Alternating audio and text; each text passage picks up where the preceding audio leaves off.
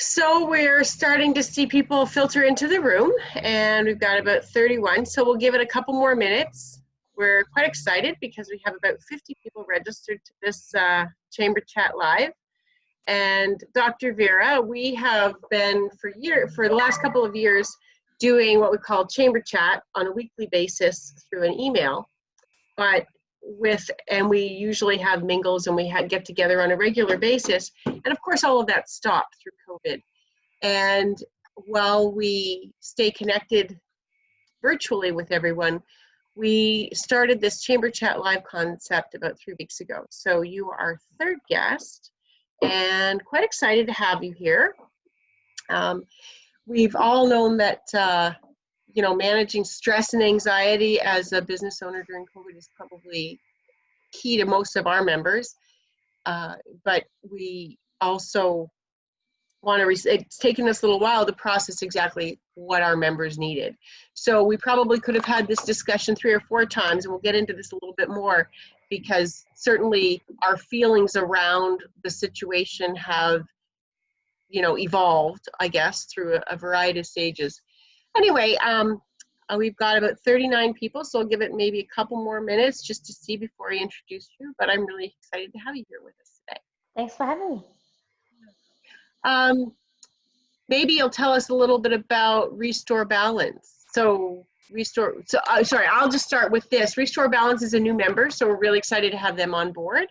And we have Dr. Vera Broszkolewska with us today. She'll correct me, I'm sure, but she said we can call her Dr. Vera.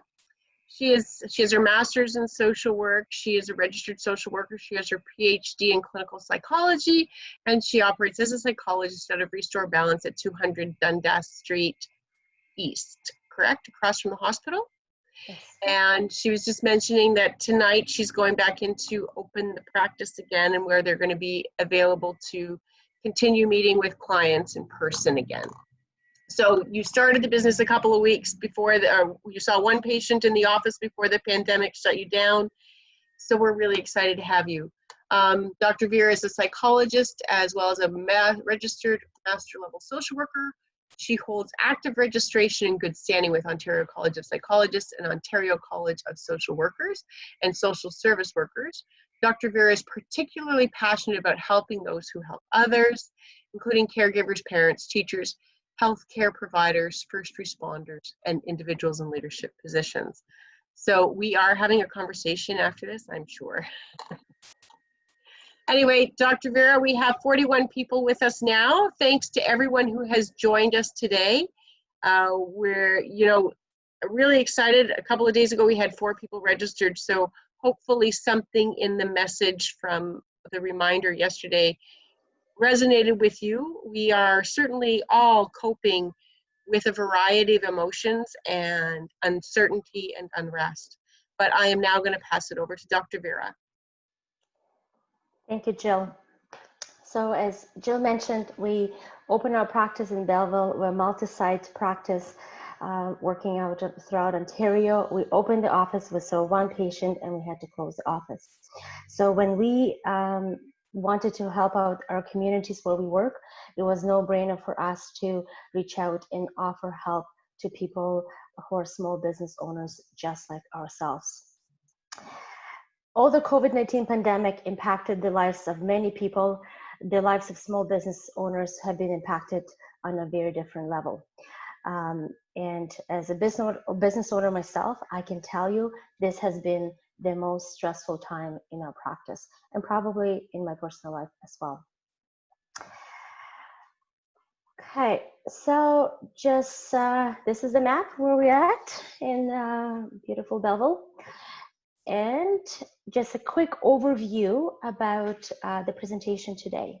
So we're wanting to keep the conversation somewhat shorter, so we have an opportunity to have a chat. I should say conversation from me to you shorter, and then have more of a group Q&A discussion. So what we'll do is we'll go over managing stress and anxiety as a business owner. So as a person, but with a more emphasis on as a business owner. Dealing with the unknown, some leadership conversation, and then resiliency and coping. All right, you have probably have heard several times we're all in the same boat. And you know what? We're not in the same boat. We are in the same storm, but the boats that we're in are different. Some people in the bigger boats, and some people are in a tin boat with the holes in their boat, and some are operating a kayak. So just wanted to start off with that. All right. One of the things that I actually do not believe is in work-life balance and a work-life segregation. What we believe in actually is work-life integration, and more like ever before, we have been challenged to integrate work into our personal lives. So it is not only that we had to actually deal with a pandemic, we also had to, some of us who had a privilege to work from home. So that's also been a huge part that created the issue of work-life balance. What is important is for the owners who do operate working from home is to have very clear policies and have very clear expectations of their employees, making very clear when people might have to be available, what kind of flexibility you do allow them, providing some clear guidelines. As you know, the unknown is a source of stress. So whenever we want to make things pretty clear. All right, next tip is a self-care. And this, you have probably heard the self-care phrase, and it's getting a lot of buzz right now. The self-care is not always about glamorous things like face masks and massages, although we do encourage that and there is a space for that. For business owners, self-care looks very different. And the unglamorous part of the self-care is actually facing the challenges head on and then asking for help and making difficult decisions. That is a part of the self-care. Routine. Okay. Simply put, routine never fails you, especially at the times of crisis. It gives you a sense of control and predictability when times and places are chaos. Routine allows you to tie the knot at the end of your rope and hang on tight when you're ready to give up. It gives you control, it gives you predictability. It allows us to do things with ease because we don't have to put as much effort figuring out what we have to do. So as a part of your self-care, step back, set a new solid routine based on your current lifestyle, your environment, and needs. Most of our routines had to be readjusted, and they continue to readjust as things have been closed, as places are reopening, as parents may or may not have a child care. All of those routines have to be reestablished. So plan realistically. Focus on the basics of sleep, meals, exercise, time with the family and friends. Those are the basics, self-care, those are the basic routine things that we have to prioritize. Again, if I haven't mentioned, plan realistically. Try that routine, then readjust it again and again and again and again. It's normal that we have to try things multiple times. We have to readjust them. We have to figure out what works, what doesn't work. As you're setting a new routine for yourself, also take a moment to set a new routine for your business. Think of a routine as an opportunity to set simple and consistent goals for yourself as a person, for your business as a business owner. This routine will give you a structure and it will keep you healthy. And there's never been a better time to put health as your first priority, both physical and mental. Communication is the next tip. Most of us do not communicate enough. Most of us believe that others should know, or they should have asked, or they know that already. And given that the quality of our life depends on the quality of our relationships, and the quality of our relationships depend on the quality of our communication, we need to prioritize our communications. What we say to others and what we say to ourselves matters a lot. Whether you need to ask your partner to stop interrupting you while you're working from home, whether you need support of your parents to look after your children, whether you need to set some boundaries with your customers or somebody that maybe your business depends on, you have to make that communication very clear. While delivering difficult messages can be uncomfortable, the unspoken issues create tension, anxiety, and resentment in the relationship. As most businesses, you have likely been on the receiving end of the tension that has been built up as a consumer population. That can present as insults, complaints, huffing and puffing, rolling of the eyes, and remember, most of our communication is nonverbal, as much as 80%. So it's critical to take the feedback with a grain of salt. It's important to listen to your stakeholders. It's important to listen to people. At some point, just as you're choosing what you're saying, you also have to choose what are you receiving. My simple tips on how to deal with maybe difficult tension that arises in your personal and professional lives is you show empathy, but you stay true to your brand. You will not be able to meet the needs of everybody. You want to stay true to your brand. Set clear and firm boundaries and communication. And we have seen that. We have seen some of our businesses that made a stance. And as a leader, that's one of the big parts is we have to take a stance and communicate that stance. Lastly, and what matters above it all is how we talk to ourselves and how we speak about ourselves. Now we have to be more than ever mindful. And when we're saying mindful, we're saying paying attention. Being purposeful is how we speak to ourselves. What story do we tell ourselves about the future? Are we catastrophizing? Are we feeling helpless? Are we creating excuses to feel helpless? We need to take a really good look at how we communicate to ourselves. Are we deferring our happiness till this is all over? That's a story that we keep telling ourselves. And such passive and pessimistic storyline can serve us better when replaced with a narrative that our resiliency, along with the ability to evolve and adapt, can help us thrive through these difficult times. And as I want to remind you that as a human species, we're actually very resilient. We have evolved, we have adjusted, we have this in us, and just as a business owners, we can evolve and adapt. And sometimes we forget that, and sometimes just a simple reminder can go a long way. Dealing with unknown. So nobody could have predicted the pandemic or the impact of the pandemic. And no one right now can tell you what's going to happen next. We have some predictions, we have some ideas, we have some thoughts, but nobody knows exactly how things are going to unfold when there is no formula. All we're making is some educated guesses. And most importantly, no one has a magic bullet or all the answers. And if they do, be skeptical. And if you are offered simple solutions, be skeptical. Sometimes business owners can also become a target for people being sold some magical solutions.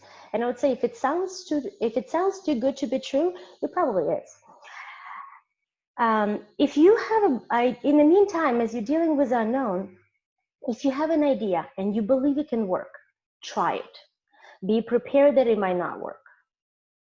Be prepared that markets might shift, that the government might issue new guidelines, that there may be a second wave. This all might happen, but we need to be trying, we need to be prepared to tweak, make modifications, and evolve. For every what if it does not work, I urge you to ask, what if it does work? This slide is pretty straightforward. this is, I think every business owner is in a leadership position. And being a leader takes an emotional toll on a good day. Being a leader during the times of pandemic takes a different emotional toll on people. Clear communications, what we've talked about, prioritizing self-care, and being very mindful what messages do you want to send. And this is, again, a reminder to take a stance. Whatever decisions you're taking a stance. You might be revising it, you might be making mistakes, and that's a position that you would take, and that's a stance that you would take. I did not know, I tried, it didn't work out, I failed, and I'm trying again. This is not a typical stress. Pandemic stress is like a stress of never before and never again. And we need to acknowledge that. So now, to cope with what we have to face, budget for the additional resources. And additional resources includes financial, staffing, personal, asking for help, and asking loudly. I should backtrack that resiliency is defined as the ability to bounce back. So if I had a tennis ball here and I threw it, it would bounce back, and that's a definition of resiliency. So our ability to persevere and bounce back. We're not going to bounce back for instantaneously maybe as the tennis ball does, but what can we do to bounce back?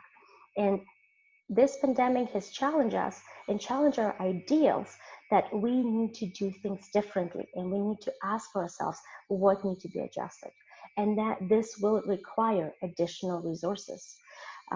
Our response as a businesses will require additional resources, and again, we have to be prepared to that. You know, when you might be questioning whether you will be able to survive this as a person or the business owner, when you question your ability to get through it, ask yourself how in the past have you dealt with this? What did you do? How did you survive similar challenges in the past? And you will be surprised at your own abilities. It will also give you the key factors, the key elements that you may have to integrate. We sometimes, at the times of crisis, at the times of emotional depletion, at the times of exhaustion, we forget actually how we've been resilient and how we got through things. So ask yourself, and then ask again, and take some tips from yourself. Staying connected. As you know, the world has shifted drastically digitally, and we've heard about a lot of digital fatigues. We simply have to work harder when we're working electronically, virtually, when we're using video platforms. And most people are saying, if I never ever have to do a video again, that will be great. It's not in our DNA to replace human connections with the video. That was a lot of interim solutions, and it will work, but as a human beings, we will always crave face-to-face. And we need to do this responsibly and safely. So that might be some of us had to spend that face-to-face time with some of our immediate families that we live with. Some of us have been able to stay connected with our support networks in a socially distant way. And just some simple tips. If you want to stay connected, send a letter, drop off a lunch, send a card, send a gift, and bonus if it comes from a local business, supporting each other. There is more way to stay connected, and I would actually challenge people to shift away from the electronic, from the video, and more to the other means, reminding that this is how we can stay connected. And that's all I had for the overview, and hopefully you got some tips that were helpful. We love hearing from the people we work with. We love hearing from the communities where we work. So if you want to drop us an email, send us a questions after this webinar, we'll be happy to stay connected. Okay, well, thank you so much, Dr. Vera. That was great. We will have So just for anybody on the call, there are two ways for you to put forward a question for Dr. Vera. If you would like it to be anonymous, if you place that in the chat area, only the panelists are able to see those questions. So we'll give out your question and she will answer that for you. The other option would be to go to the Q&A, and then if we see multiple questions that kind of repeat themselves, that will raise to the top. You can vote for a question if you think it's one relevant to your concerns. And we spoke a little bit before the call, and I asked you if there was anything that you have been seeing consistently with your clients that in terms of emotion or what they're bringing forward to you. I wondered if there was something you might be able to say, okay, here's a case study, so to speak, of living through a pandemic. And That's a really good question. And definitely as individuals differ and people responding differently, there are clearly some themes that are emerging. So in terms of the themes that are emerging, is relationships are a big theme that people are struggling in their relationships. Some actually might have used this opportunity to rebuild, but some had a difficulty connecting with others. In terms of the emotions, was such a great question, is just as a human beings, we experience a number of emotions throughout the day. What I have been seeing personally and professionally is much more irritability, anger that people are feeling right now. And I think as a business owners, folks probably been seeing this even more than anyone. So I think that needs to be named. Why are we seeing more anger? Could be different reasons. One is, the stages of grief, and we're grieving right now the loss of the lives that we've had. We may be grieving the loss of the revenues that business owners had. Some people are also grieving the loss of their family members. That's a whole total new webinar about how unique and complicated that grief is. But one of the stages of that grief is the anger, and we will be seeing more of that. And as when we talked about the communications, empathizing, validating people's feelings may help eliminate some of that, help balance some of that guilt. But I want to acknowledge it's a very uncomfortable feeling when the anger is directed at you. So what you might want to remember that it's not directed at you, it's displaced anger. And people, if you're hearing blame, it's a way to discharge emotional pain. So right now, a lot of us, if not most of us, are in emotional pain. And when you blame people, you're discharging that pain. So you have to be mindful and maybe reframing that, because if you're hearing people blaming you, they're in pain. I actually really love that. It's a great way to describe that. I'm the mother of a teenager who constantly blames me for not doing things right. And I own it to some degree, but that's exactly what's happening with teenagers, especially she's a graduating student. So she's faced with this, her world has turned upside down. She hasn't been able to see her friends. She can't graduate. People in control are deciding how she should move through that process. And so she's having a great deal of difficulty with it from that perspective. I think there are some of us who are a little older who can kind of say, oh, you know what, there are going to be worse things in life than not walking across a stage, but that doesn't help them. So given that we have this idea that everybody is processing things differently, we also have this idea of judgment, and that different people may be expecting certain things. We talked a little bit about using masks, and we're also talking about the regional economies opening differently than, say, Toronto. And what does that look like and feel like? I mean, on one hand, we're all very hopeful that we will be able to open sooner than the end of June. We don't know what that new normal looks like, and it's changing every day. We're trying to get prepared for that. And next week, we're hoping to have the Ministry of Labor talking to us a little bit about what a safe workplace looks like. But we talked a little bit about the need for the business owner to develop confidence in the consumer, and describe what that looks like, or how that, like, why the business owner needs to be aware of certain things, or what do you think that, how does that relate to the customer? Mm-hmm. Yeah, so there's some interesting research that's emerging on both about the virus, but also how people are reacting socially. I have to make it clear, I'm a clinical psychologist, I'm not a social psychologist, but I am fascinated by social psychology. And so what we're hearing is, depending on the industry, and I have to make it very clear, depending on the industry, most of the consumer behavior is going to pretty much bounce back to pre-COVID.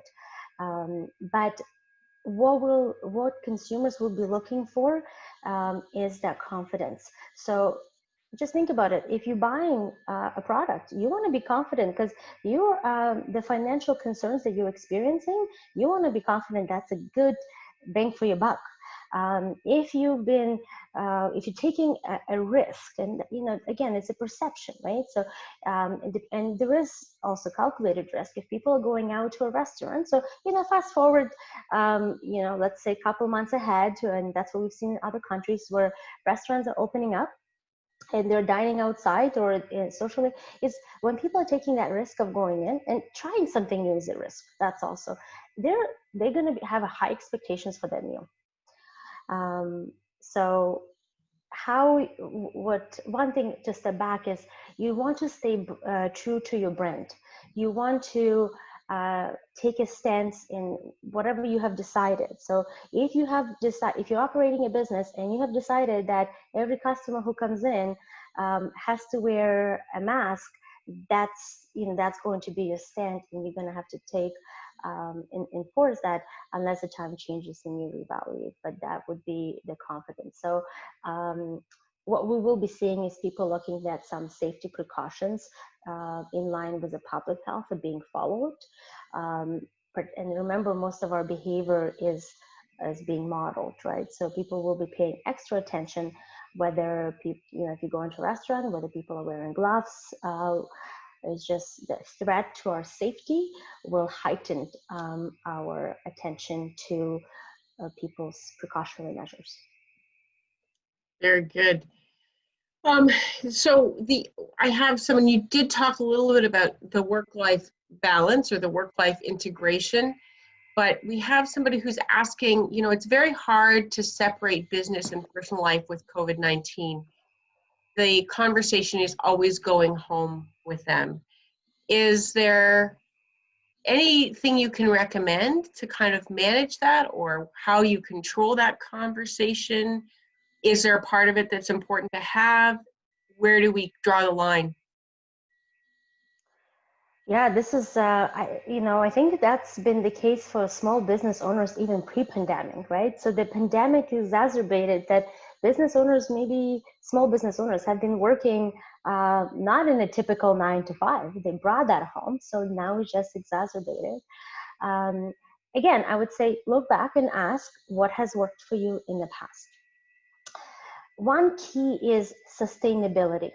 And that's very important, because it's very easy to get into trap in thinking, I'm just going to get this done today, or I'm just going to work, evening and this weekend, and then the next weekend, and then next weekend, or you're emotionally exhausted. So you have to look at it, is what you're doing, is that sustainable? And then asking what can be done differently. Scheduling time, non-business conversation time is very helpful. Reconnecting with your inner self as a child and engaging in some sort of a play or hobby. And I'm not saying you're going to, close your business and go start, entering a game tournament, but just even for half hour, even those 5 minutes, this is what we call those mini vacations, mini breaks. Those little breaks will reset you and allow you to be more efficient and more productive with your business. I'm actually going to say this. I always give the tip that I believe personally and that I follow personally. And one of the best things that helps me to relax as a business owner is I treat my rest as an investment on productivity. When I feel like, oh, I probably should be doing this, or I should be doing this, and this is past due, and this is overdue, I'm saying, okay, you know what? If I take this time for myself and I just don't do nothing, when I wake up tomorrow, I am going to be so effective. And you know what? It works. Oh, good. That's reassurance. It works, yeah. I think my daughter's saying the same thing about cleaning her room. Um, there's a question, and you mentioned the idea about the emotional toll that this takes, particularly on leaders. And I just had a conversation with somebody before we got together here. And when I was working from home, and I did that for 10 weeks, I was pretty good about going down at 8 o'clock in the morning and coming up at 5. And I took my weekends off, but I really feel that it hasn't stopped. Like there's no stopping it. And we seem like we're on 100% of the time.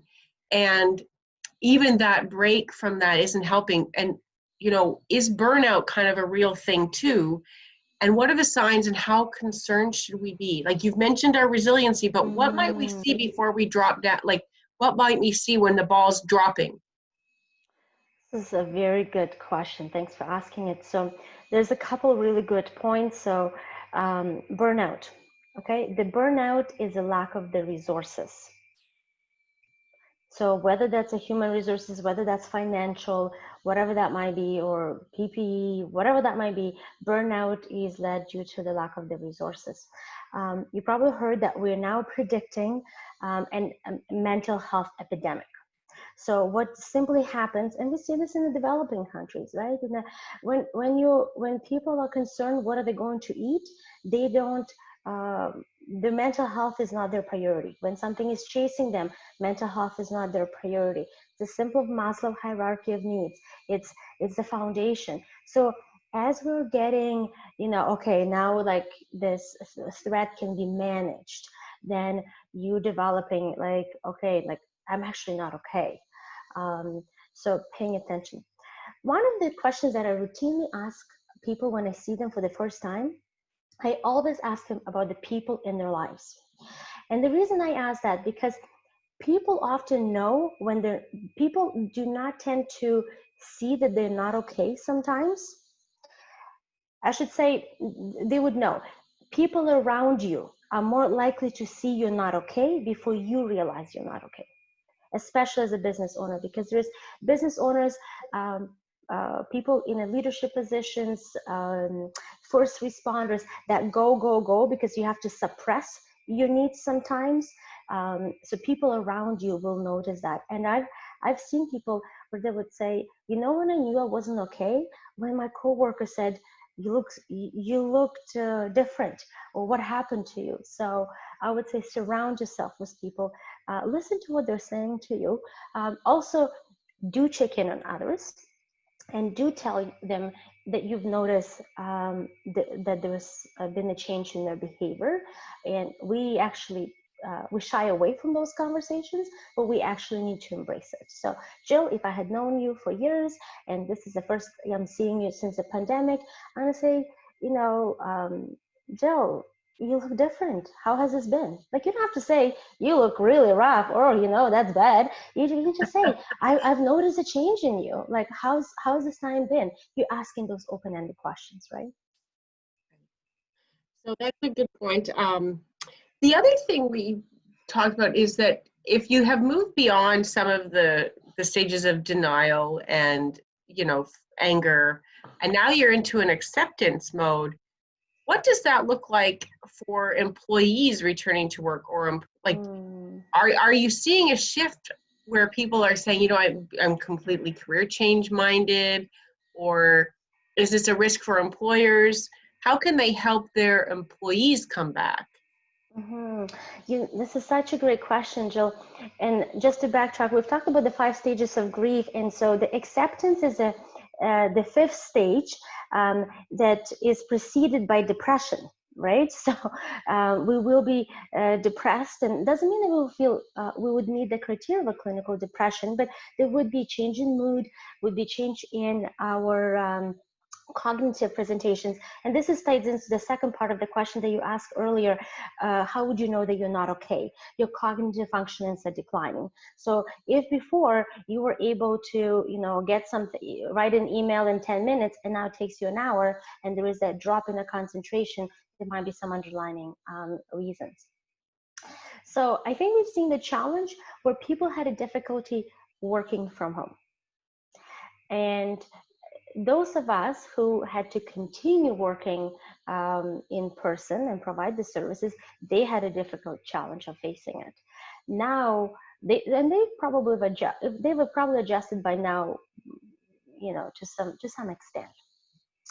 But now, as we struggle to work from home, we're now going to struggle to return back, because it's a change. Anything that requires us change will cause us more stress and anxiety.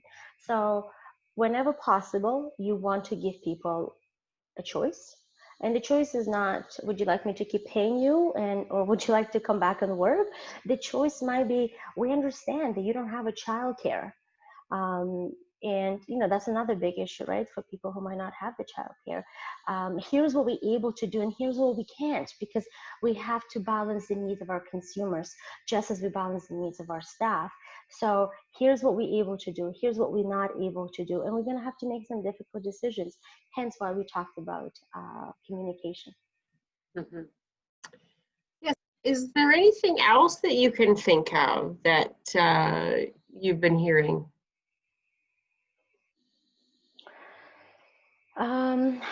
In terms of the business, or in general? Well, I think my behavior, for example, has changed significantly over the course of this time. Like in the beginning, I was at home. We started a lot of little house projects, cleaned up the junk drawer, moved things around, took on that little bit of a project that we hadn't had. The weather was awful, so you were staying inside. Weather's getting nicer. We're now starting to move outside. I've got a comment here from someone who says, I've been managing okay, but find myself opening a bottle of wine at the end of the day more and more to relax. And I'm totally with you there. I think, and when you have, wine chats at the end of the day, or you have opportunities that, or we're gathering together with the family, so it's a dinner production again, where it wasn't for a long time. And, maybe if we sat down to eat together once a week, that was the bottle of wine that would come out. Now we're doing it every night. So is this a bad thing? A really good question, and I'm really glad. Thank you to the attendee who actually brought up the increase in the consumption of substances and alcohol, and that is definitely what I've seen in my practice as well. Simply put, people use alcohol and other substances to help them relax. And if you're noticing, notice that, don't beat yourself up for it, but acknowledge the truth, acknowledge that this is not the time you're going to give up drinking, like if that's what you decide, but just acknowledge and then see if that can be managed. Maybe, I would encourage people to take a moment in their day where they're relaxing in a different way, trying a different activity that doesn't include alcohol. What we've seen is this very high expectations where people are like, we're going to come out of this stronger. Like this is going to be, we've seen this, like, I'm going to come out like fit and ripped, and like, I am going to meet all my goals. And so we've, during the pandemic, we created this unreasonable expectations, and then we're let down with, own expectations that we've created to ourselves, and what is outside of our control already. So my tip would be is you lower those expectations, and you maybe replace that with a little bit about managing. And I think Jill, you might have mentioned this before. I've been managing, or maybe one of the attendees who used that word. And I think that's the key. It's managing. It's dealing. It's getting by. It's not about coming out of this. And I had a client who said, like, if I hear this one more time that, like, I need to write a book or use this to my best ability, like that's good, like that's going to be it. I'm like, yeah, like not everybody's going to be writing a book. Some people will be writing a book, some people will be doing the renovations, and that's okay. Because we're dealing with the stress, because we're dealing with the unknown, we will not be the most productive ever all the time. So it's okay that you've done some renovations and then maybe taking a break. Like, again, is this going to be sustainable? So the pandemic could last up to 12 to 18 months potentially, based on what research is showing us. So are you going to expect of yourself to make those home improvement projects every single weekend? I really just organized my gift bags, but anyway. Yeah, organizing give you a sense of control. So this is great for sure. Yeah. I have two questions now that people have posted. So we have someone who says, they've always worked from home, so this really isn't different for them, but now they're feeling less productive, and things that you should only take a short time are now taking forever. And because the rest of the world around us is also very quiet, is that impacting our ability, even if we're used to working from home? And what would be your tip for someone who is finding it difficult? What a good question. What we've also been seeing is this, the physical lockdown created a mental lockdown. And it created that sense of inertia, of inactivity, and it's harder for us to motivate it. So that needs to be acknowledged, that needs to be brought on, and we're probably sitting more than we've ever been, right? We're less likely to, go to the grocery store maybe and making several loops where you would get some of that movement. We're more likely to be inside. So my simple tip would be get your body moving, because moving the body will move your mental state. It will improve your brain. I always joke with my clients. I don't really joke. I mean it. I say that the exercise is my highest competitor. If you will come in and sit on this couch and go home and sit on the couch, you will not feel better. Some of that movement needs to happen. The other thing is, I would say, ask yourself what has been different for you. People are the experts in their lives. So for those of you who worked before and you've been quite efficient, what has changed now that maybe you're not as efficient?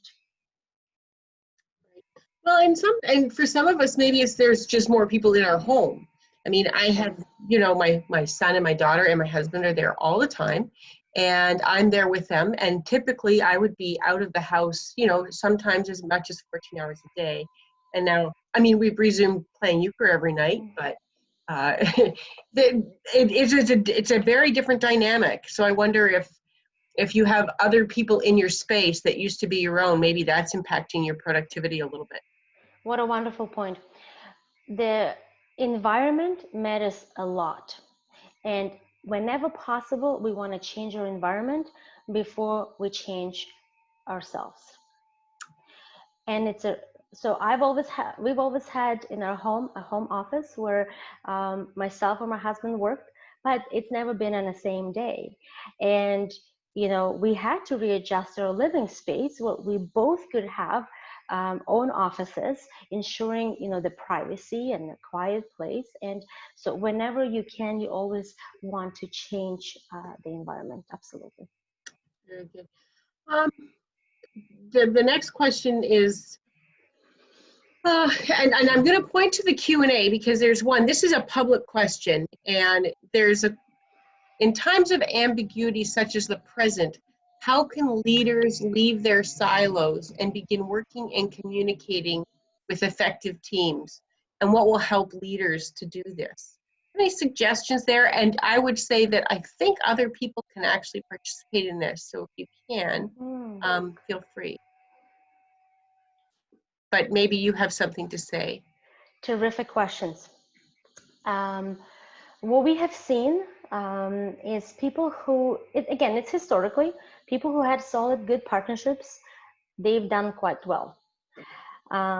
This is now more than ever, and we've seen evolving business practices where people are partnering. And I would say you look at who are your partners, community partners, who are your partners internally? How can you involve some of those people to be more as your partner. How can they feel more than they have a control? If it's your employee, how can they feel like you're in this together, in terms of you're the partnerships.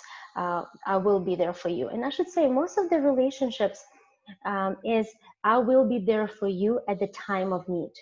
And a lot of us want to know, how can I get other people to partner with me, and how can I get a good partner? What makes a good partner? And I would encourage people to ask, how can I be a good partner? What makes me a good partner? What can I do? And then that intentional. So reaching out to people, asking how you can help, offering some ideas, saying this is what we're doing. Would this be helpful to you? And promoting or collaborating, definitely we're going to see this more and more. Yeah. Right. I think your point is well taken, and the idea that if that leader is willing to really reach out, because each of us are in our own boat, and as much as we are weathering the same storm, how we are, and because we're spending so much more time at home and alone and not in our regular routines, bringing people together and say, okay, what part of this are we in here together with? And that might be a really great way to break down some of those silos, just to start hearing how other people are feeling. Because this is one of those unique situations where it's very difficult to empathize with someone based on how they present on the outside, because we really don't know how they're feeling on the inside. We mask it well, and of course we're all hiding at home. So the higher you go up on the chain, the lonelier you're going to feel. So people in the leadership position, the business owners, it's a very lonely feeling. And sometimes that might be connecting with some other, partners in the community, who have similar positions, because they maybe will get you more than your partner or more than your employees, right? And that's one of the mistakes that we make. We expect some people in our life to fulfill all of our needs. Like, my partner needs to do this, this, this, and this, and he doesn't listen to me. Well, he will never get it, right? So when I was doing my PhD and I worked full time, I did not expect my partner to get an idea what that's like. Just like I wouldn't get an idea how it's like to be married to somebody who does that. But my colleague with me, who was doing the same thing, would get me and I would get her. And it's not because you don't have a good relationship they don't get you. Your partner would serve many other good roles in their life, but you can't expect that one person to fulfill 100% of all of your needs that a small village would require, right? So yeah. Same applies to the staff. Yes. Good. We talked a little bit about the reluctance maybe to return to the working relationship or the work environment, but I have someone who's asked a little bit more about that, where we talk about trying to make up for lost time, lost resources, and the demands that might begin to surface under the stress of reopening. I mean, even for me coming back, I needed about 3 days to get my head wrapped around leaving my home office. But now, once you're back, all of a sudden you realize you're still running at 100 miles an hour, and it's going to be even more so for businesses that have been closed and there's no way we'll catch up on the haircuts that were lost, or we may be able to sell the clothes that stayed on the shelf, but there are going to be so many services that we'll never be able to. That you can't resell a hotel bedroom for a month ago. But are there any thoughts on starting back to that working relationship where we're feeling the pressure of trying to catch up? I want to acknowledge that change is a source of stress. So just like changing, working remotely, or from the office to remotely, now back, so it's a source of change, source of stress. So what that requires is additional resources, and which might mean time, right? So setting a clear expectation. So it might take you 2 weeks to reopen rather than one. So what? Like, if this is what's going to make it sustainable, you have to be realistic, right? the other one is other resources that may involve is um, external help, and then asking for that as well. And part of that acceptance stage, Joe, is to also acknowledging that there will not be recouping of those hotel rooms. Mm-hmm. Right. Right? Like it's not, we've seen, you know, there will be the loss. And so what might be helpful to think about it is a bigger picture. And what that means is you're looking at your annual revenue versus your revenue in April, where things been the lowest, or the March or the May. So just looking at the bigger picture, as a business, will this, how much it will impact you. And what I have heard from clients who are small business owners, they feel poor, and they say, I'm not poor, like I have enough resources, but I feel poor because I didn't meet my target goal, or my revenue has decreased, or I used to make this much 2 years ago, and now I only made, 60% of that.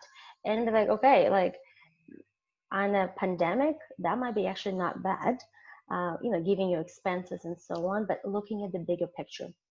Thinking about revenue as a deferral rather than loss might be helpful. And again, acknowledging that some of that might not be recouped. And my heart goes out to the businesses who've been impacted the most. Yes. And I have one more question, and this is a really interesting one. Do you feel whether or not there will be long-term effects of social divide between the haves and the have-nots? Mainly those people who have been able to maintain their income, their work environment. We're talking about government workers, fire, police, teachers, etc., who don't seem to be affected financially versus the hourly workers with no pensions or savings. Do you think this is actually creating a greater divide? How can we be respectful of that? How do we treat that? How do we empathize? Mm-hmm.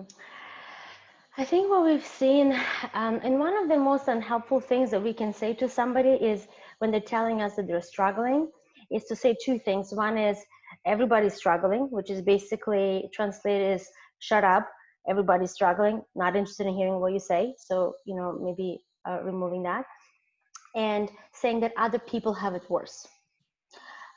Because when a person is saying that they're concerned, what that is, it's their perspective, and they're valid. Will there be a divide? I think there will be a lot of negative consequences from this in the long term. And it just simply happens. Like will not be a return to normal, and things are great. This is a history, and we actually, I'm sure people heard this. We're referring to this as a World War III on the virus. So you cannot come out of this and say, oh no, this is all going to be great and stronger in this together. And it is. There have been some good things that have been happening, and I would encourage people to look for the positives, to look for the good, versus how somebody has it better than me. And I think that's what's going to bring us together. So, and then on the other side, I almost wonder, so there are people who as first responders have dealt with this in a completely different stressful way. So the conversation I have with one person about, my reaction is very different than the conversation I'll have with someone who's been going to the hospital every day. Exactly. So how do you have any sense of how healthcare or first responders are going to treat the rest of the world when they come out of this? Because they've really been frontline. And grocery store workers even, really. Yeah, and I think what's happened is when we talked about the frontline workers, we've historically referred to the emergency workers as the frontline workers, and then it's kind of broadened, right? Who is a frontline worker, right? What we know from research is that people react differently. People respond differently to stressful events, based on a number of factors, right? Based on their temperament, based on their coping abilities, and all of that prior to the stressor. Stressor sometimes tends to bring out or exacerbate some of the pre-existing things. and I would urge people from looking more as a divide. And I don't think we can paint people with all same with all the same brush of how people are going to respond. And it would be interesting to see there are some studies that are being done in how responders are working in some of the things. What we've heard earlier, the lack of a PPE available for frontline workers, right? There have been a lot of that anger and blame, and we're going to see some of that even more, right? There are some people who've stepped in to help at the times of crisis, who came out of retirement to help. And there were some people who said, I can't do it.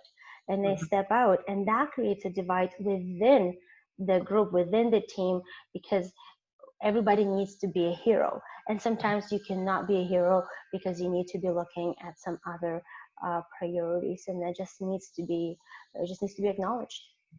Right. Well, that takes us to 12:58. It has been an amazing hour with you. Thank you. I hope that, I guess the message coming out of this too, though, is really be kind. Be you, you be you, I'll be me. Accepting, kind of how everybody is different and processing differently. We're each paddling our own boat, and let's hope that the seas will calm soon. Thank you. You summarized the messages quite well. The other one I would say is reach out for help. And it's not always, the helping professional is great, and, sure, talk to a therapist, but and anytime people come to me, I always ask who are the people, because I'm saying I'm not in your life all the day, all the time. And as a matter of fact, my goal is to work myself out of a job. So as a business model, I often get like, wow, that's an interesting business model. And it works. I want to get myself out of your life and have you rely on other people in your life as a natural support network. And so I would say reach out to help, reach out to people, ask for help. Balance how much you're asking for that help, so you're not burning your existing resources. Well, thank you. So that was Dr. Vera from Restore Balance. Thank you so much for joining us today. And we have recorded this session, so it will be available shortly. And if you have any other questions, we'll be here again next week with Chamber Chat Live. We will have registration available. We're just confirming our guests, so watch for that in our next Chamber Chat. And thank you, Dr. Vera. Thanks for having me.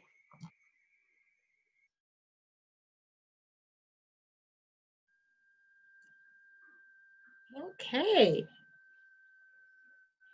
That's good. And I will stop recording.